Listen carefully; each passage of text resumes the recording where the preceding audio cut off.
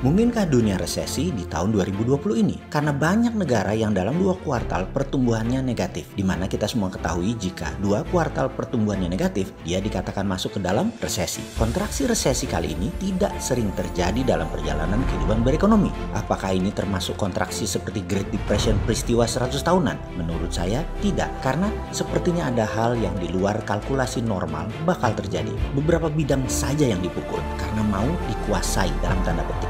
Itulah analisa sementara dari si Bosman ini. Data lengkapnya masih dikumpulkan. Kita lanjut. Resesi kalau 2 kuartal turun dilanjutkan dengan 4 kuartal ini masuk krisis ekonomi karena 1 tahun minus. Lalu kalau terus berlanjut menjadi depresi ekonomi namanya. Dan kalau berlanjut menjadi 2-3 tahun kemudian itu bisa menjadi atau dikatakan Great Depression. Resesi kali ini mungkin bukan termasuk kategori 100 tahunan, tapi ini bisa menjadi sampai kategori krisis alias sampai pertengahan 2021 belum bergerak naik banyak ekonomi Indonesia. Kalau saya saat ini nggak berharap banyak dengan kelolaan yang ada saat ini. Banyak old mind dan old system yang dipakai yang mudah-mudahan di tahun 2024 bisa dilibas mereka semua. Kemarin saya berdiskusi dengan saudara saya seorang pengusaha retail barang mewah seperti jam tangan dan high fashion lainnya. Bisnisnya bisa dikatakan tidak ada kompetitornya di pasar creme de la creme di Indonesia. Pasarnya hanya mungkin 0,1% populasi. Di pasar creme de la creme, top 0,1% manusia ini tidak kenal kata resesi, tidak kenal kata depresi, tidak kenal kata Great Depression. Mereka tidak kenal apapun karena mereka emang nggak ada matinya uangnya. 7 turunan 6 tanjakan 5 tikungan duitnya nggak bakal habis karena sistem bisnisnya mengakar. Saudara saya tadi main di pasar tersebut. Dia adalah sedikit dari manusia Indonesia yang omset bisnis penjualan per tahunnya di atas 50 triliun rupiah. Yang mengejutkan adalah top 0,1% manusia Indonesia selama pandemik ini tidak belanja atau mengurangi belanjanya. Untuk pertama kalinya dalam 30 tahun dirinya berbisnis, bisnisnya drop turun. Di mana 2 resesi yang lalu bisnisnya tetap tumbuh. Di masa normal tumbuhnya stabil 15%-an per tahun selama 30 tahun kecuali kali ini. Inilah mengapa saya mengatakan kontraksi ekonomi kali ini beda. Apa yang terjadi di negara yang resesi? Tersering adalah investor menahan uang untuk masuk ke bisnis baru.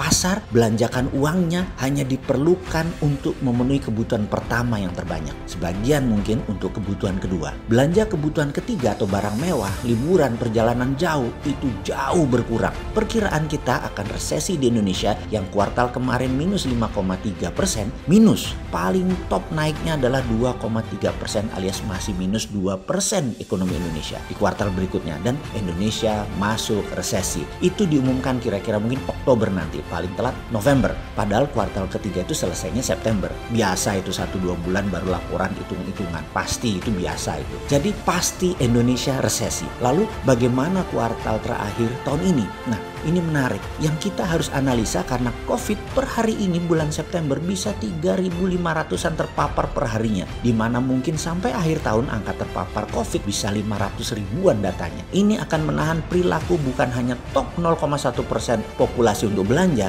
invest atau spending, tetapi top 1%, top 3% dan top 10% populasi di mana mereka adalah manusia well informed dan well education.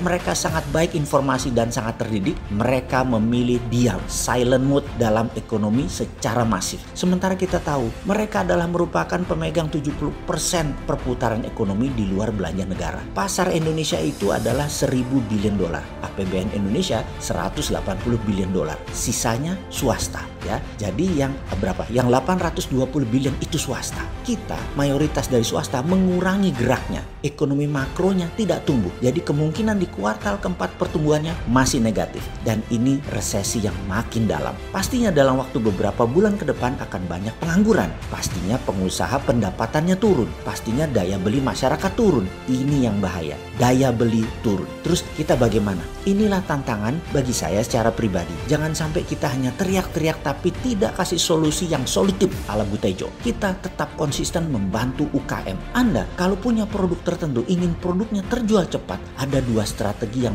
paling umum dilakukan. Beriklan dan membangun reseller. Anda pastinya sudah kerepotan dengan produk. Sulit untuk bisa punya keterampilan beriklan, advertising, buat copywriter, pasang SEO Google, Facebook Ads, IG Ads, dan banyak lagi cara promosi dan jualan. Jadi harus ada solusinya. Ini menurut saya menjadi solusi di masa resesi, yaitu bisa berjualan dengan memangkas banyak biaya namun efektif menghasilkan closing penjualan. Viralmu.id bisa memenuhi semua yang diperlukan untuk Anda para pengusaha yang ingin produknya dijualkan oleh lebih dari 80.000 promoter. Promoter adalah reseller sekaligus Anda punya divisi pemasaran pribadi yang bisa melakukan semua yang Anda butuhkan. Anda juga tentukan sendiri berapa komisi mereka, berapa anggaran advertising Anda, dan lihat hasilnya kemudian. Pasti mengejutkan Anda. Akan sangat positif. Saya selama 6 bulan ini menggunakan Viralmu dan itulah yang membuat omset bisnis stabil. Saya sarankan Anda join, gabung di Viralmu. Sisi lain, Anda sahabat perlu income tambahan, income pribadi ya. Saya sarankan untuk jadi promoter. Daftarkan diri Anda ke promoter.id. Angka 10 juta per bulan sambil mainan gadget, insya Allah di tangan. Lupakan politik sebentar. Lupakan budget buzzer untuk menggonggong yang menggiurkan. Tapi kita nggak dapat. Kita tetap berlalu. Dan kali ini Anda jadi buzzernya UKM.